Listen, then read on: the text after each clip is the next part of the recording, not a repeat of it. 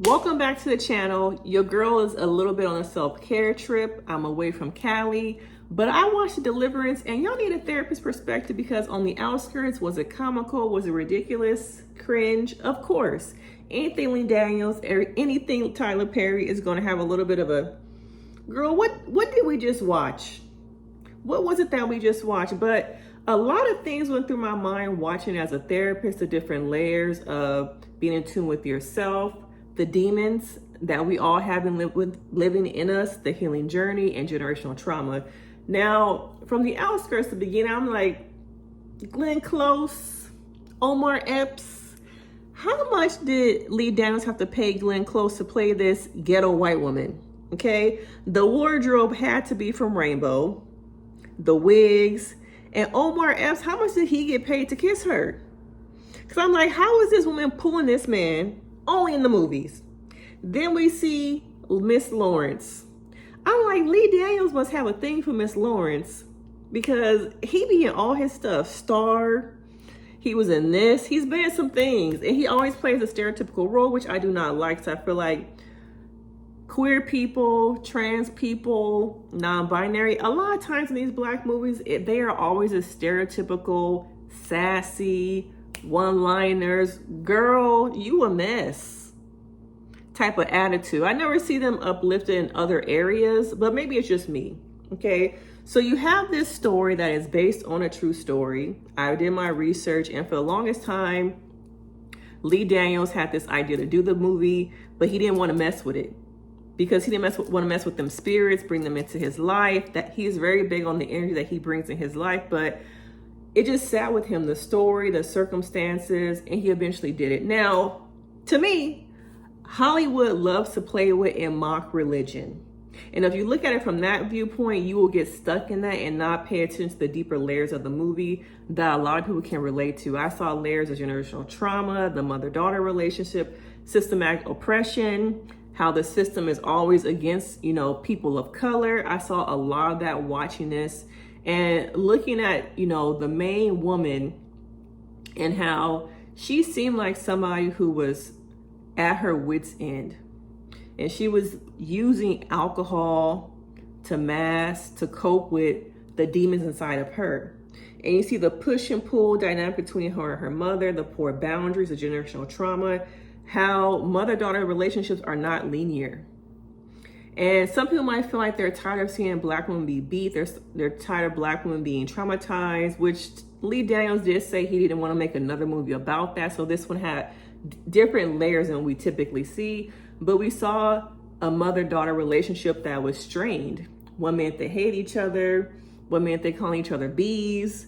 Next minute they come together. It was a mess.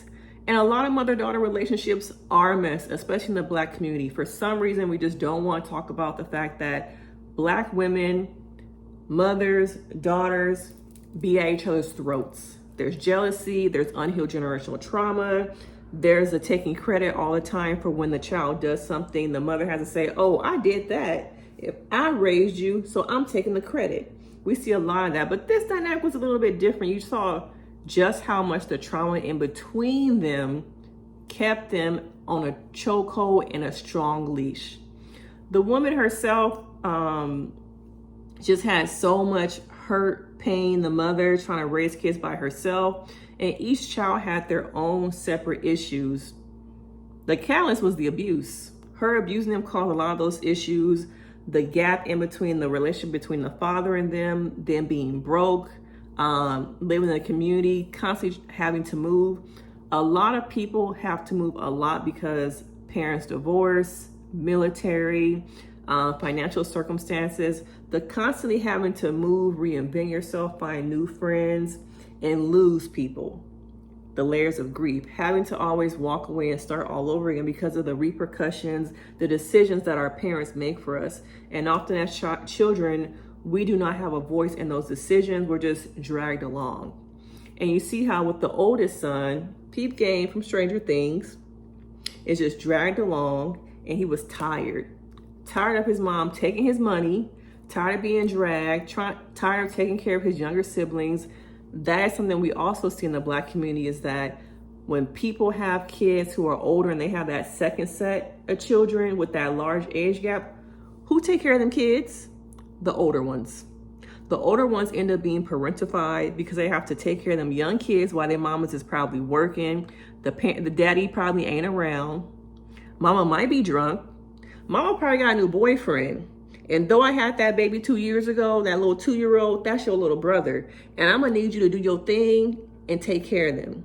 And I see a lot of that in my work with clients, just the parentification, the loss of childhood, because my mom made a decision and now I have to pay for the repercussions of my mama's decisions. Okay, so we see the different ways that the trauma, the abuse, the separation of the parental dynamic, the mama having her own issues that she has not dealt with, and how she's parenting through a trauma narrative. She's parenting through her own hurts, and how that shows up in all of them, especially the daughter. Daughters need fathers, daughters need mothers, and because the mom is so in her own, she hasn't recovered from her own childhood, her own shit. You see her and the daughter, the cycle of trauma happening over again. It happened with her mama, it was happening with her, and AKA Lil Keke Palmer, because that girl was reminding me of Akilah and the Bee. Okay, now you see that dynamic. And then we have the son, okay, the youngest son, the baby. Okay, and so I was watching, I was like, when y'all gonna go in the basement? Y'all see all them flies. Not only that, if I ever buy a house, rent a house, I'm checking all them rooms. I don't think it could have been a desperation of her just needing a place to stay, but I'm not about to rent no place and not check up all them rooms. And then I see all these damn flies, and I watch a lot of crime TV, so I know flies come from maggots, a lot of maggots, must be a body somewhere or something dead in that house.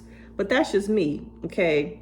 Now you see the son taking, to me, the brunt of the physical abuse. I think the other siblings took the brunt of the mental abuse, but the baby was often trying to save his mother, protect that unconditional love that we see that children have for their parents, that no matter what, you hit me, you abuse me, I'm going to save my mom.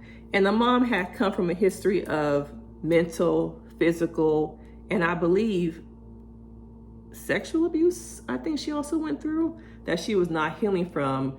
And her mom acted at times as a protector, but I think the mom was also her trigger. And we don't talk enough about how sometimes your parents are your trigger and how hard it is to heal, work through the pain, the deep cemented, all of that, when the person that you might still be living with is your trigger. Okay, now we see a lot of those dynamics, and at times the mom tries to reach out for help and the system is against her. And I'm like, how long are you going from being the worst mother of the year and precious to now playing a social worker? Did anyone else think about that? Okay, and then she was a bitch of a social worker, which happens in reality. Okay, some people get good social workers, some people do not. Okay, and this social worker was not on her side in the beginning. And you just see how at times when the kids start having the behaviors at the school, the mom is trying to figure out what is going on with my kids. But you see these white doctors, these people in the medical field, not believing her, not taking her seriously. But instead, girl, she ain't locked up. And that's one thing I also hear from my clients, is that I'm afraid to be honest about my mental health and the things that I'm going through, postpartum depression, primarily, other issues, because I'm afraid the system is gonna take my kids. So now I need help, but I've seen and witnessed the system continue to oppress me and take my kids away from me. So I'm not gonna ask for help, even though I really do need it. Y'all gonna take my kids and then y'all gonna lock me up. So then people continue to lie, suppress. A lot of that happens. Now, let's get to these demons, okay? The thing is that I want people to recognize is that this movie represents a lot of people. When I saw her in that basement fighting herself, different parts of herself, to me, she was fighting her demons. She was the demon. Okay, even though the house, the story, I think this is where the movie took a different turn and not so much about the actual events. You know, movies got to add in their own little stuff, okay? And so you see her in the basement fighting against herself. That to me represented her going through her healing journey, her trying to fight against all of the demons in that house within herself, trying to overcome and fight against all those things. You see her fighting with the voices, the negative, intrusive thoughts. You ain't shit. You not gonna be nothing. You see her mama turn into a demon. Okay. And I thought it was interesting that he made the white woman the demon. Okay. That was interesting to me. And you see her going through these, the mother saying all this stuff and her trying to fight against that. The woman who's trying to help her fight the demons against her kids got sucked in and she didn't make it. And so at the end of the day, she had to confront and deal with her demons in order for her children and herself to have a better life. And that is reality. You have to deal with your demons. Now, I'm not saying you literally have a demon inside you, but I am saying that a lot of people are dealing with shit inside themselves that they don't realize is manifesting in their life, their children, their relationships, the unhealed wounds, parental wounds, maybe the abuse you went through. And all that mouth that woman had was hurt and pain.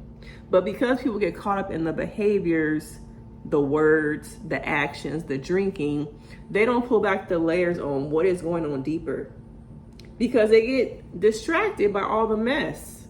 And she was using alcohol, men, relationships to mask, cover up the demons inside of her. But in that pivotal scene with the foot on her neck, her demons literally had their foot on her neck. And it's like, if you want to have a better life, if you want to move on from this, you got to confront them demons. And she didn't have no choice. If she wanted them kids back, the kids also, you saw them, the son, I think, throwing up, the daughter, blood coming from her eyes, the son crawling on the wall, and Monique being like, word? What? They all had demons in them. The mother's hurt, the mother's pain, the mother's demons were in the children.